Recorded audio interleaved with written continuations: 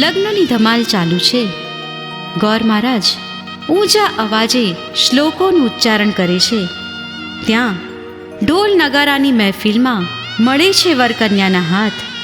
આ વિધિને હસ્તમેળાપની વિધિ એટલે કે પાણી ગ્રહણની વિધિ પણ કહેવામાં આવે છે. હસ્તમેળાપ એ લગ્ન વિધિનું ખૂબ જ મહત્વનું અંગ છે, જેમાં કન્યાના માતા પિતા કન્યાના હાથ વરરાજાના હાથમાં સોંપે છે અને વરરાજા તેનો સ્વીકાર કરે છે.